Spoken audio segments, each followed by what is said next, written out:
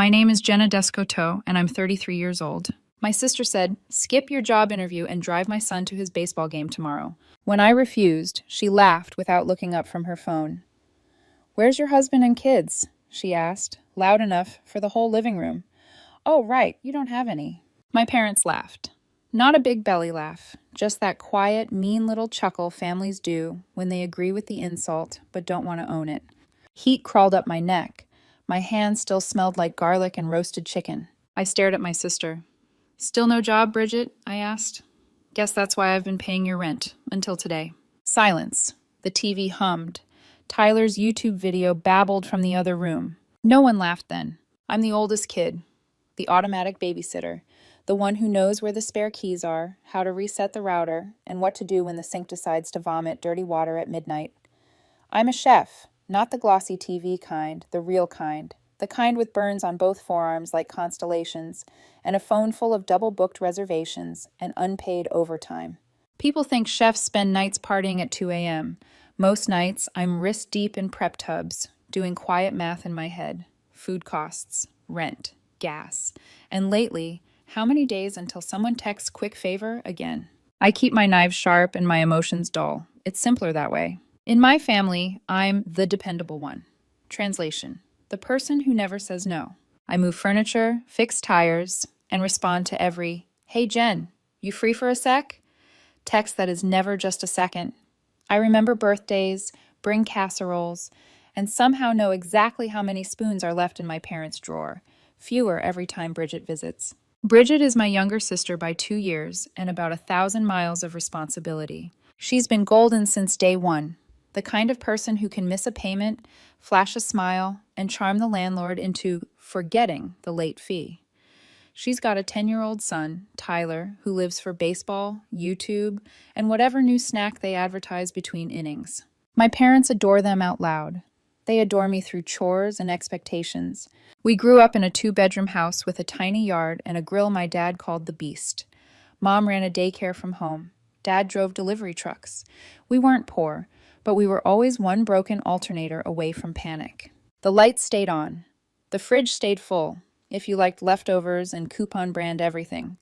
Birthdays meant one gift and a store-bought cake. If the gift was big, the cake was small. That was budgeting before anybody called it budgeting. I learned early that food keeps people calm. If Dad came home snapping after a long shift, a hot plate could soften his tone. If Mom was drowning in toddlers and Cheerio dust, a pot of soup made her sigh instead of snap. I learned to stretch chicken thighs with beans and rice. I learned where the bulk spices were, how to cut off the bruised parts and call it rustic. Most importantly, I learned my job, fill the gaps, the broken latch, the missing permission slip, the silence after Mom said, Bridget is just special, like I was the control group. High school made it official. I worked nights in a diner, hands smelling like onions and fryer oil. Bridget did theater, always front row in every photo, sparkly dress, stage lighting, catching her smile just right. I'd come home at 1 a.m. to a note on the table. Jenna, can you take Bridget to school at 7? You understand. Love, Mom. I always did. I always understood. I got into culinary school on a scholarship. Tuition was covered, but knives, shoes, and gas were my problem. I washed dishes at night to afford a knife roll that wouldn't fall apart, paid for sturdy shoes so my back wouldn't give out before I hit 30. Bridget tried community college, hated it, and quit for her mental health. No one pushed her to go back. She drifted through part-time jobs and creative projects that never quite became anything. Then Tyler was born, and everything shifted with 2 words from my father. Family first. What he meant was, Jenna, do more. I was 25, doing unpaid stages in a decent kitchen, working full-time in a mediocre one just to survive. Bridget moved back in with our parents, just until I'm stable, Mom said. You understand, honey, she added, in that tone that sounded like both love and command. I understood that formula was expensive. Diapers, more so. So I stepped up. I started dropping off groceries on Sundays. Adding one more lasagna didn't seem like much. Then I covered their internet when it got cut off. Paid Dad's copay when he forgot his wallet. Bought Bridget a used stroller, then a crib, then a car seat because hers was expired. She said it casually, like, we're out of milk. Like planning before things soured wasn't her job. When I got my first real promotion, line cook to junior sous, I didn't tell anyone.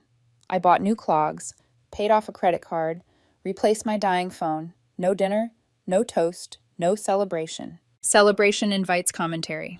Must be nice, Mom would say, half joking, half keeping score. The rent thing started like a house fire starts, one spark. Bridget's boyfriend left. Her name was on the lease. She came up short just this month. I sent $850. The next month it was $400, then $100 to tide me over till Friday, I swear. The amounts blurred into each other. She promised she'd pay me back when her photography career took off. I asked what she meant by when it takes off. She left me on red. Then Mom called. Bridget and Tyler are moving in for a bit, she said. How long is a bit? I asked. Don't be cold, Jenna. You understand. The house filled up with kid noise again whenever I visited. Tyler's laugh made it hard to stay angry. He started calling me Chef Aunt Jenna, asked if garlic counted as a vegetable. We made dinosaur pancakes. I showed him how to crack eggs with 2 hands and not get shells in the bowl. I told myself I was doing it for him, not for the adults who treated my paycheck like a group project. A new pattern formed. A quick favor text here, another there. Can you take Tyler to practice? I'm editing photos. Can you stop by Target? He needs new cleats. Then my parents joined the subscription. We're out of paper towels. Your dad's phone bill looks weird again. The microwave quit. Nothing big, just constant. I tried to draw small boundaries. I can't do weekday pickups. I'm on the line. Please keep receipts. Ask first. Don't assume. The lines blurred.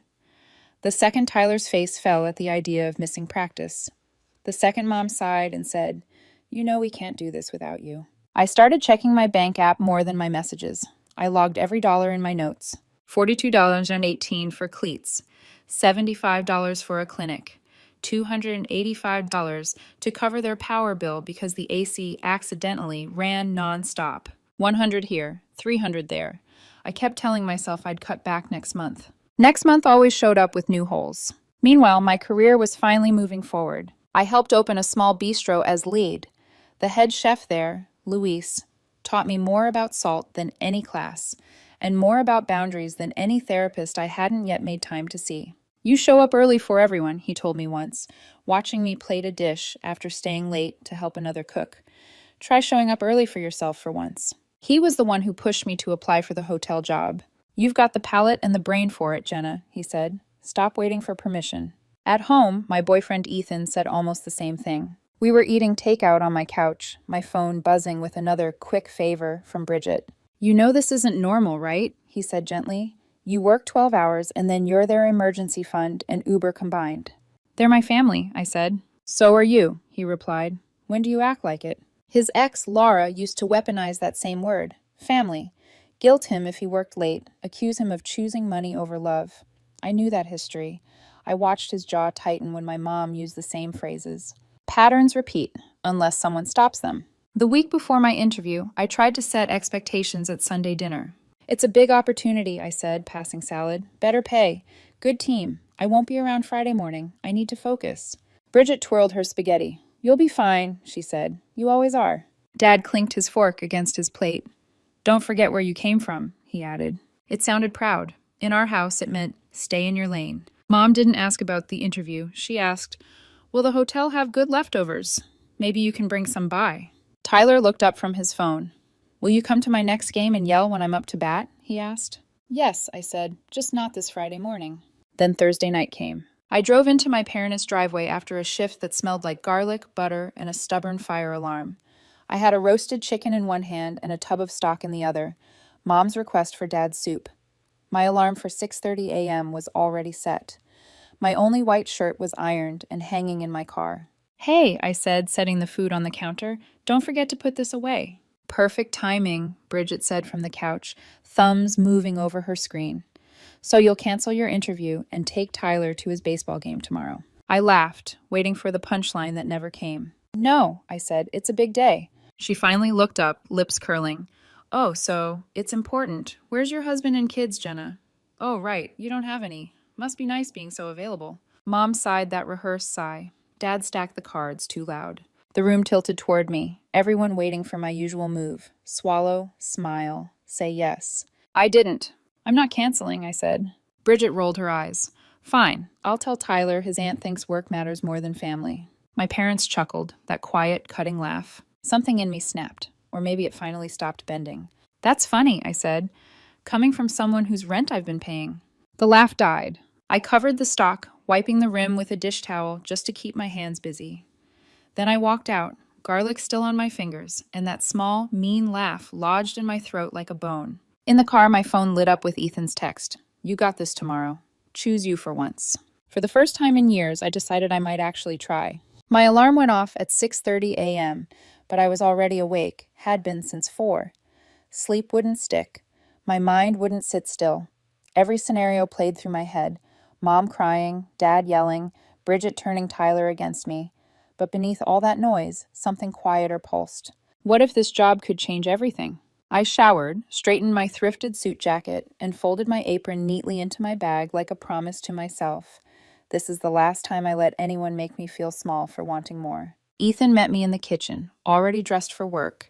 He held out a mug of coffee the way some people hold out lifelines. You're gonna kill it today, he said. I wanted to tell him how terrified I was, how my chest had felt tight since last night, how the sound of my parents' laughter kept echoing like a replay of every time I let myself be the family punchline. But the words got stuck behind my ribs. Instead, I nodded. Thanks. And Jenna? He added softer. Don't let their guilt be louder than your goals. I kissed him, set the mug down, and walked out the door. The interview. The hotel lobby smelled like cedar and citrus. Clean, calm, expensive. Not like the bistro where I spent nights dodging a stubborn fire alarm. The executive chef shook my hand. Firm grip, warm eyes. We talked menu philosophy, cost control, team dynamics. It felt adult. Like I wasn't just the family's emergency fund and chauffeur. Like I was someone who knew things, who could actually lead. For once, I didn't ramble. For once, I didn't apologize for wanting something. When it ended, he smiled. We'll be in touch soon, Jenna, but between us, I'm impressed. I walked out lighter, hopeful even. Then my phone lit up. 14 text messages from Bridget, 6 from Mom, 3 missed calls from Dad. Did you seriously ignore us? Tyler cried because of you. We had to call Aunt Leia. You're selfish. You should have just helped. It was one morning. Family first. I stared at the screen, thumb trembling. Then I did something I'd never done before. I put my phone face down, started my car, and drove to my parents' house anyway. Because in my twisted logic, showing up, just showing up, always felt like the way to fix things. The cake tribunal. The frosting on Tyler's cake was already sweating under the plastic wrap when I walked into the kitchen. It felt symbolic, something sweet forced to sit too long in a hot room. Bridget stood with her arms crossed, face tight and ready for battle. Mom's lips were a thin line. Dad held a knife like a gavel at trial. No hello, no warmth, just accusations waiting. Apologize to your nephew, Mom said immediately. For what? I asked. For putting work over family, Bridget snapped. For leaving us stranded, Mom added. Dad slammed the knife onto the cutting board. We don't blow up over small stuff. It's not small, I said. 3 pairs of eyes widened, like I'd broken an unspoken family rule. Jenna doesn't talk back. You asked me to cancel a job interview because you treat my time like it belongs to you, I said. Bridget laughed. Oh, right. The big hotel thing. So important. Where's your husband and kids, Jenna? She smirked. Oh, that's right. You don't have any. This is your family. There it was again. The cheap shot she knew would land. Something inside me, something I'd been holding together with duct tape for years, finally snapped. I put both hands on the counter. My fingertips tingled. No, I said quietly. Mom blinked. What? No, I repeated, louder. I'm not apologizing. I'm not canceling things for you. And I'm done pretending this is normal. Bridget scoffed. So this is payback? This isn't revenge, I said. This is clarity. Even Tyler paused his YouTube video. And that's when I pulled out my phone, not to check messages, but to open the Notes app. The one where I'd logged every dollar, every date, every favor. It wasn't meant for theatrics. It was proof, for me. I've been covering your rent for 6 months, I said, looking at Bridget. Her jaw twitched. I've paid Mom and Dad's utilities 3 times this year. I bought the groceries in your fridge right now. Every time I set a boundary, you made it personal. Every time I asked for planning, you called me selfish. Dad frowned. You think money makes you better? I think money's been the leash you tug, I said, and I'm the one who's been wearing it. Bridget pointed at me like a prosecutor. Say that in front of Tyler. Say you don't care about family. I looked at him, really looked. His cheeks were pink from embarrassment, not anger. I do care, I told him softly. I care enough to stop lying about what's fair. Mom's tone softened, a weapon disguised in sweetness. Honey, you've always been particular. Don't be cruel. I'm not being cruel, I said. I'm being clear. Bridget's arms tightened around her chest. Then say it. What do you want? What I wanted? God, I'd never even allowed myself to say it out loud. I want you to stop treating my time and money like community property, I said. I want you to plan Tyler's rides before the night of. I want you to cover your own rent, or move somewhere you can afford. I turned to my parents. And I want you to ask for help instead of assuming I exist to solve every crisis. Dad huffed. So you're kicking your family out? I'm putting a door on a house that's never had one, I said. You can knock. I'll decide if I open it. Silence cracked like ice. Then Tyler's small voice broke it. Will you still come to my game on Saturday? Yes, I said without hesitation. I keep my promises, just not secrets about the cost. Mom looked stunned. Dad looked offended. Bridget looked like she'd swallowed a lemon whole. I walked to the door. No one followed. When I got into my car, my phone buzzed nonstop. Texts, missed calls, guilt grenades exploding one by one. I turned on Do Not Disturb. Then a single message from Ethan appeared at the top of the screen. Proud of you, come home. I exhaled for the first time all day. Because for once, I chose me. The next morning, the storm hit full force. 22 texts from Mom, 10 missed calls from Bridget, 5 from Dad, 3 from cousins I hadn't spoken to in months. And, my personal favorite, one long Facebook message from Aunt Leah titled The Importance of Family Loyalty. I didn't read a single one. I silenced everything except Ethan and work. Then I took a deep breath and started doing something I should have done years ago. I began cleaning my life of chaos that didn't belong to me. The first cuts. Step 1. I opened a separate checking account and moved every dollar of my savings. Step 2. I canceled every auto pay I'd accidentally become responsible for. Utilities, phone bills, streaming services, even a random Blinkbox Kids subscription Bridget had sworn Tyler needed for educational videos. Step 3. I muted all group chats that held me hostage to guilt. Step 4. I asked my chef Luis for Sundays off. He didn't even blink. Good. About time you took a day for yourself. Then he added, almost fatherly, let people fix their own messes, Jenna. You're not a mop. The fallout. My phone buzzed angrily on the counter all day long. Dad, you're ungrateful after everything we've done for you. Mom, I'm heartbroken. How could you embarrass your sister like that? Tyler cried again. Bridget, hope your chef friends show up for you when no one else does. I didn't respond, not out of spite, but out of survival. Silence was my first boundary. And like all new boundaries, it was met with panic. But something interesting happened by week 2. The messages slowed, not because they understood, but because they finally realized I wasn't coming running. Supporting Tyler without supporting chaos. I love that kid, always will. So I found a middle path. I applied for a one-time school grant through my job's community program, listing Tyler as the beneficiary. It would cover things like after-school programs, sports fees, and supplies. No cash handed to Bridget, no strings attached to me. I could help Tyler without funding adult irresponsibility. Ethan called it strategic compassion.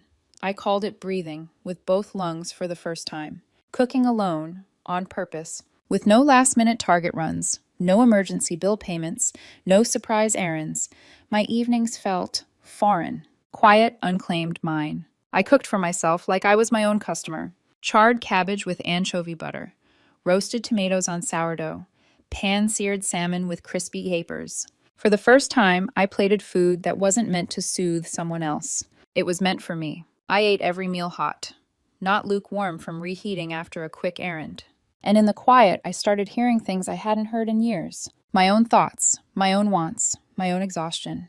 Bridget's first humble message. 3 weeks after the cake tribunal, Bridget texted, "Can we talk? Coffee? I'm actually asking, not demanding." My stomach tightened. Ethan saw my face and said gently, "Go if you want. But remember, you're not auditioning for forgiveness." So I went. She was already there when I arrived, looking smaller somehow. Not physically, just deflated, real. Tyler's baseball cap sat on the table beside her. She was twisting it in her hands. "I made rent," she said before I even sat down. "On my own." Her voice cracked. It hit me harder than her insults ever had. "That's good," I said honestly. "I'm proud of you." She nodded, looked down. "I found a smaller place. Tyler got the bedroom. I'm on the couch. It's not great, but it's ours." There was a long pause. Then she exhaled, shaky. "Jenna, I'm sorry about the husband and kids thing. That was low. I was stressed and I took it out on you." Apologies weren't common in my family. Hearing one felt like stepping into sunlight after months of rain. I appreciate that, I said, but the boundary still stands. I know, she sniffed. Can you still come to some Saturday games? He misses you. I smiled. Yeah, I'll be there, when I can. Not as your chauffeur, just as his aunt. She nodded, a real nod, not sarcastic. For the first time in years, we talked like sisters, not like debtor and enforcer. We didn't fix everything, but a dent is enough to let some light through. Parents, the slowest adjustment. Mom and Dad didn't apologize, but the tone changed. Check-in calls instead of request lists, updates instead of obligations. Small, hesitant signs of respect. Dad even admitted once, gruffly, "You've been working hard," as if the words physically hurt on the way out. Mom sent me a picture of a soup she made, following one of my old recipes. No hidden, "Can you bring more stock?" Just pride. It was weird, nice, confusing. Healing usually is. Love with boundaries. Ethan never once said, "I told you so." He just handed me comfort. Quiet, steady, dependable comfort. We spent Sundays at the farmer's market, arguing playfully about produce. "You don't need 10 lemons," he'd say. And I'd laugh. "Ah, but do I want 10 lemons?" Sometimes his ex Laura would pop up online, throwing shade. But he blocked her without hesitation. Healthy boundaries modeled right in front of me. We weren't perfect, but we were trying, on equal footing. For once, I wasn't dating someone who needed saving. The card by the door. One night, after a long shift, I taped a small handwritten card to the inside of my door. Respect is the price of admission. I read it every time I left, every time I came home, every time my phone buzzed with a message that started with, "Hey Jenna, quick favor." And every time I remembered the cake, the knife, the silence, the years I let myself be used under the disguise of family. The new normal. I still bring soup when Dad is genuinely sick. I still slice extra cake at birthdays. I cheer at Tyler's games like I'm in the major leagues. But I don't cancel my life for someone else's emergencies anymore. Not without respect, not without asking, not without consent. And every time I say no without guilt, I feel like I'm rewiring something deep in my bones. I love them. I still love them. But now, I love myself enough to keep my door closed when it needs to be.